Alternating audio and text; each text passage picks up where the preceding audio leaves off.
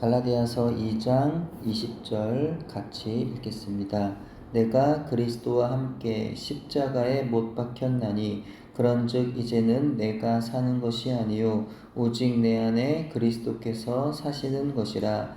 이제 내가 육체 가운데 사는 것은 나를 사랑하사 나를 위하여 자기 자신을 버리신 하나님의 아들을 믿는 믿음 안에서 사는 것이라. 아멘. 그리스도인에게 있어서 성공과 실패라는 표현은 어울리지 않는 말 같습니다.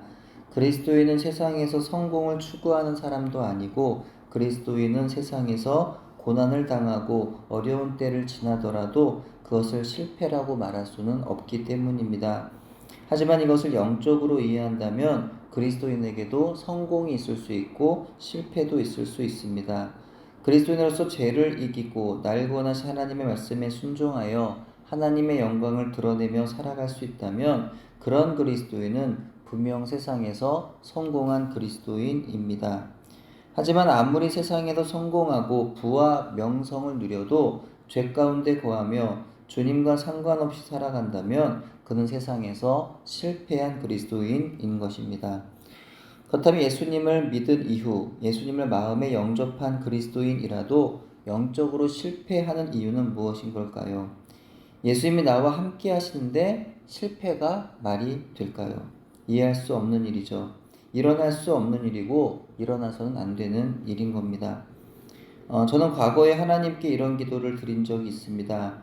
기도의 자리에 앉을 때마다 하나님께서 저를 만나주시고 하나님의 은혜를 경험하게 해달라고 기도했던 적이 있습니다. 그렇게 기도한 이유는 제 생각에 언제나 기도의 자리에서 하나님이 저를 만나주시는 것도 아니고 언제나 하나님의 은혜를 경험하는 것도 아니었기 때문입니다. 그래서 하나님께 투정 비슷한 기도를 드렸던 거죠. 하나님, 제가 정말 하나님의 자녀라고 한다면 기도의 자리에 앉자마자 저를 만나주셔야 하는 거 아닌가요? 적어도 저를 사랑하신다면 그렇게 하셔야 하잖아요.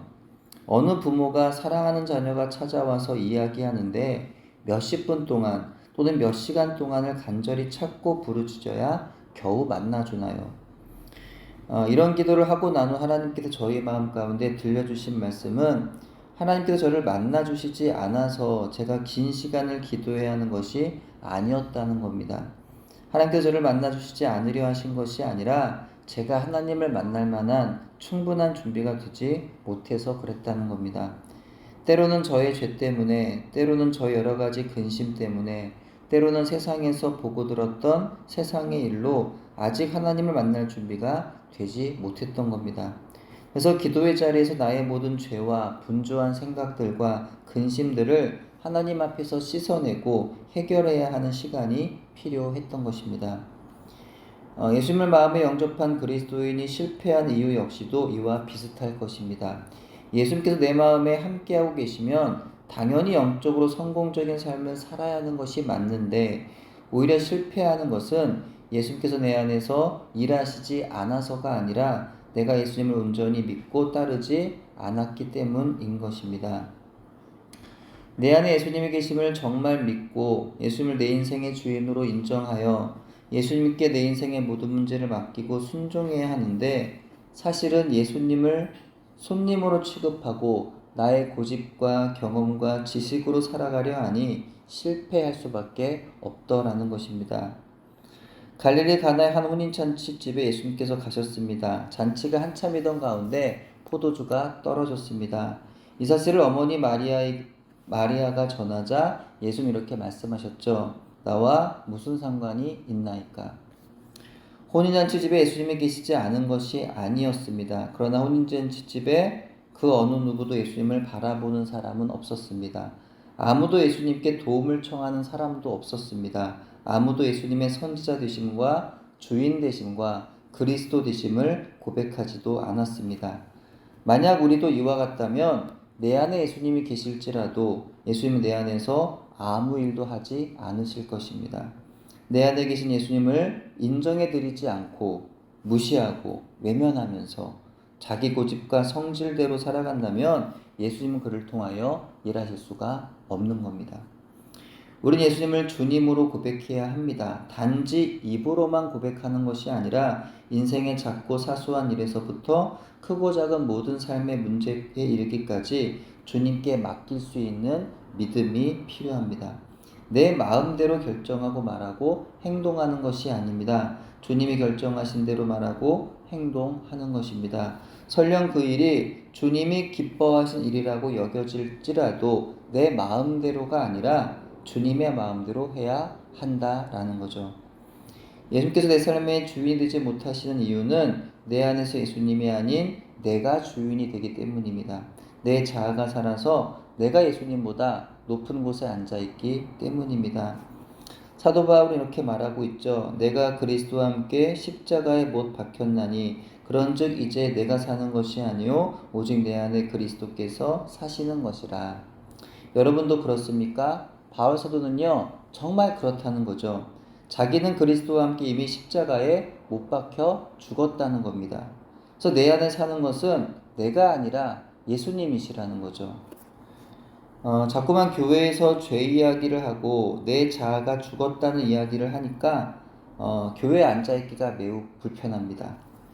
구원을 받기 위해서 내가 할 일은 없고 날 위해 십자가에서 예수님께서 행하신 일을 믿음으로 받아들이기만 하면 된다는 말이 어떨 때는 불편합니다. 나를 높이고 내 힘으로 내가 뭔가 해서 나를 드러내고 싶은데 자꾸 죽었다 그러고 또 자꾸 할 일이 없다고 하니까 싫은 겁니다. 하지만 사실 이것만큼 큰 복음은 없는 거죠. 얼마나 은혜인가요? 내가 죽었다는 것이 믿어지기만 하면 됩니다. 내가 죽었음이 인정이 되기만 하면 됩니다. 그럼 주님이 하신 일을 바라보기만 하면 되는 거죠. 주님이 가시는 길을 따라가기만 하면 되는 거예요. 얼마나 좋습니까? 거기에 무슨 걱정이 있고 무슨 두려움이 있을까요? 그 길에서 어떤 죄의 무너짐으로 인한 그리스도인의 실패가 있을 수 있겠습니까? 얼마나 기쁘고 얼마나 행복한 일인가요? 여러분의 인생에 일어나는 많은 문제의 원인은 무엇일까요? 우리는 대부분 여러 가지 문제들을 안고 살아가는데요. 사실 그 문제의 근본적인 이유는 언제나 하나님을 신뢰하지 않기 때문에 일어나는 일들이요. 세상의 우상을 섬기며 따르고 있기 때문입니다. 예수님을 주인 삼아 예수님께 그 모든 문제를 맡기지 아니하고 내 힘으로 해결하려 하니까 항상 힘이 드는 겁니다. 수많은 성도들이 예수님을 입으로 믿는다고 말하지만 그들 가운데 예수님을 정말 믿는 사람 얼마나 될까요? 이렇게 말하고 있는 저는 예수님을 정말 믿고 있는 걸까요? 여러분 예수님을 정말 믿는 사람일까요? 사실 예수님을 믿음으로 고백하고 예수님을 영접했다고 하여서 즉시 믿음의 사람이 되는 건 아닙니다. 그렇게 따지면 예수님을 직접 보고 예수님의 음성을 가까이에서 듣고 예수님과 함께 먹고 자기도 하였던 예수님의 제자들은 왜 그렇게도 믿음 없는 모습을 자주 보였던 거겠습니까? 예수님을 만나 예수님을 영접하면 그 즉시 견고한 믿음의 사람이 되는 것이 아니더라는 겁니다. 우리는 얼마나 많은 날들을 믿음의 시행착오를 하면서 예수님을 안 믿는 사람과 같은 날들을 살아가고 있는지 모릅니다. 예배는 드리지만 교회 밖을 나오면 눈에 보이는 것이 늘 세상입니다. 세상에서 어떻게 하면 내 힘으로 실력을 쌓아서 안정적인 직업을 가지고 세상의 인정과 칭찬을 받을 수 있을까? 그것이 항상 우리의 관심이죠. 그러다 보니까 내 안에 예수님이 계시건 안 계시건 그건 중요하지 않은 게 됩니다. 믿음 같은 것은 솔직히 실질적으로 별로 도움이 안 되는 거죠. 열심히 뛰어다니면서 해야 할 일들이 너무나 많고 만나는 사람도 너무나 많은데 손에 잡히지도 않는 그런 걸 붙잡을 만한 여력이 없는 겁니다. 그러다 보니까 신앙 따로 삶 따로가 되죠. 교회에서는 거룩하게 예배하지만 가정에선 자주 원망과 분노, 두려움과 절망, 시기와 질투로 살아가게 되는 겁니다. 세상에서는 온갖 죄를 다 지으면서도 자기 죄를 알지 못하니까 자기가 선하고 진실한 사람인 줄로 압니다. 좋은 엄마인 줄 알고 좋은 아빠인 줄 알고 좋은 아들인 줄 압니다. 좋은 아내인 줄 알고 좋은 남편인 줄 압니다. 실상은 전혀 믿음의 본을 보여주지 못하고 자신의 수많은 죄들을 감추면서 살아가고 있는 겁니다. 예수의 사람 3단원 마지막 부분에서 성령께서 깨닫게 하시는 죄의 목록들이 있습니다.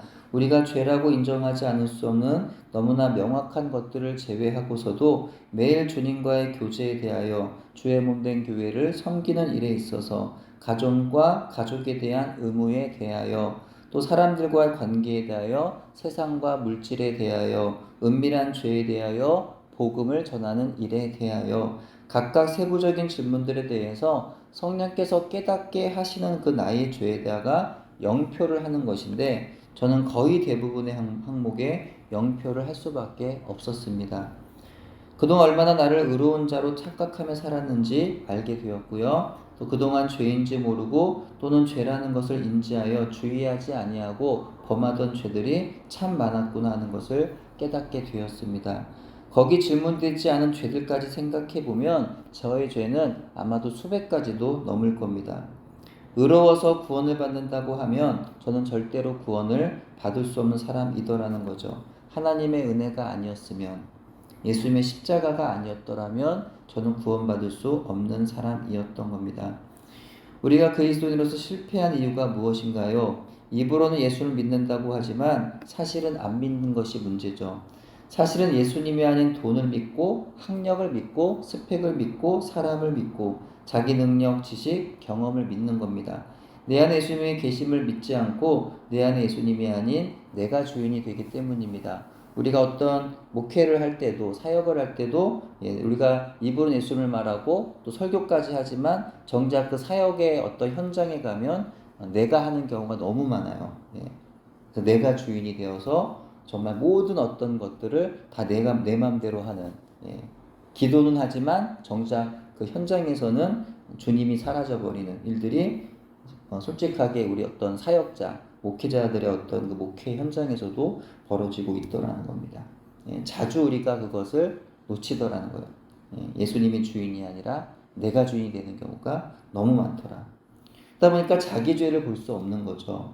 자기는 그래도 교회 다니고 예배 드리고 하나님 말씀도 듣고 심지어 설교하고 있으니까 그렇게 살고 있으니까 그렇지 않은 사람들에 비해서 깨끗하다고 생각하는 겁니다. 특별히 설교자는 설교하니까 내가 그렇게 산다고 착각을 하는 거예요, 자꾸. 그래서 자기 죄가 보이지를 않는 거죠. 이제 우리에게 필요한 것은 사도 바울의 고백이 나의 고백이 되도록 하나님께 이 말씀을 붙들고 기도하는 것일 줄로 믿습니다. 하나님, 저는 예수 그리스도와 함께 이미 못 박혔습니다. 그런즉 이제는 저는 죽었고 제가 사는 것이 아닙니다. 제 안에 계시는 그리스도께서 사시는 것입니다. 이제는 나를 사랑하사 나를 위하여 자기 자신을 버리신 하나님의 아들을 믿는 믿음 안에서 살아가기를 소원합니다. 하나님 저를 불쌍히 여기시고 도와주옵소서. 이 기도로 예수님을 더욱 의지하고 예수님 안에서 실패하는 그리스도인이 아니라 성공하는 그리스도인 되기를 간절히 소원합니다. 기도합니다. 거룩하신 아버지 하나님, 저희는 그토록 오랜 시간 동안 예수님을 믿는다고 말하며 살아왔지만 사실은 안 믿는 사람으로 살았던 시간들이 더 많았음을 새삼 다시금 깨닫게 됩니다. 입으론 하나님을 말하지만 하나님 자녀같이 살진 않고 그러면서 왜 나를 돕지 않으시느냐며 하나님 앞에 불평을 일삼고 예수님이 내 안에 계심을 믿지 않으니 얼마나 많은 죄들로 내 안에 계신 예수님의 마음을 아프시게 했는지 모릅니다. 하나님 저의 죄를 용서하여 주옵소서. 내 안에 계시는 예수님 저를 긍휼히 여겨 주시옵소서. 저에게 믿음을 더하여 주시되 내 안에 예수님이 계심을 분명히 믿음으로 살아가게 하옵소서. 그래 예수님이 기뻐하시는 변화된 삶, 성공적인 그리스도인으로 세상을 살아갈 수 있도록 붙잡아 주시옵소서. 예수님 이름으로 기도합니다. 아멘.